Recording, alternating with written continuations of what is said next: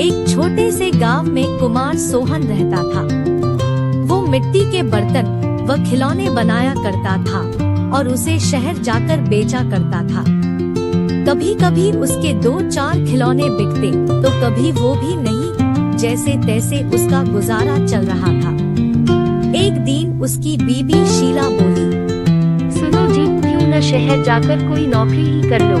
नौकरी करोगे तो महीने के अंत में कुछ धन तो आएगा। बीवी की बात सुन अब सोहन को भी ऐसा ही लगने लगा था, पर उसको मिट्टी के खिलौने बनाने का बहुत शौक था, लेकिन हालात से मजबूर था।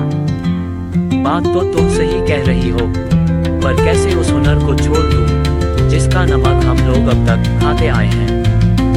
मैं जानती हूँ आप बहुत मेहनत और लगन से खिलौने बनाते हो, पर बाजार में बिक्री न होने से अब हमारा गुजारा नहीं होता। अब तो यह हालत हो गई है कि रसोई में अन्न का एक दाना भी नहीं बचा।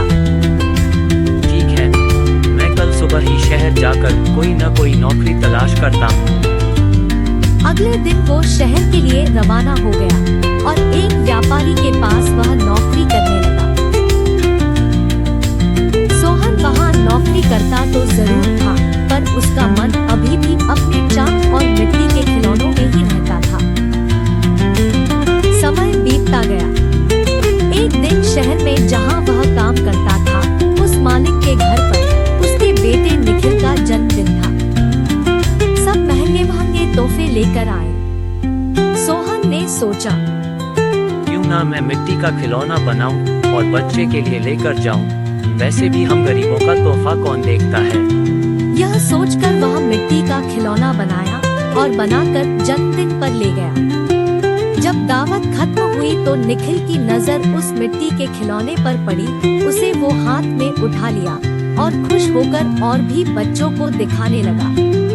खिलौना सभी बच्चों को बहुत पसंद आया और जिद करने लगे कि उनको भी वैसा ही खिलौना चाहिए। यह सब देख सभी मेहमान एक दूसरे की तरफ देखने लगे और एक ही बात पूछने लगे, अरे वाह, इतना शानदार तोहफा कौन लाया है? इतना महंगा तोहफा ये किसने लाया होगा? ये खिलौना तो शायद आपका नौकर सोहन लाया है। इतना सुनते ही सब हैरान हो गए। सभी एक दूसरे का चेहरा देखने लगे। तभी मालिक बोला, सोहन तो बहुत गरीब है, इतना महंगा खिलौना कहाँ से ला सकता है? हाँ, मैंने देखा है, ये खिलौना सोहन ही लाया है। ठीक है, सोहन को बुलाओ, उससे पूछो कि ये खिलौना वह कहाँ से खरीदा है।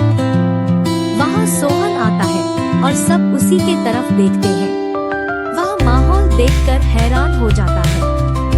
मुझसे क्या गलती हुई, सब मुझे ही घूर रहे हैं। शायद मेरा खिलौना निखिल को पसंद नहीं आया होगा और बच्चों के सामने वो अपमानित होगा। कोई बात नहीं, मैं माफी मांग लूंगा। मालिक, क्या आपने मुझे बुलाया? हाँ सोहन, क्या यह खिलौना तुमने लिया है? हाँ मालिक। तुम यह खिलौना कहाँ से लेकर आए हो और इतना महंगा तोहफा तुम लाए कैसे? इतना सुन सोहन मन ही मन खुश होता है और मुस्कुराते हुए बोलता है, माफ कीजिएगा मालिक, ये कोई महंगा तोहफा नहीं है, यह मैंने खुद बनाया है।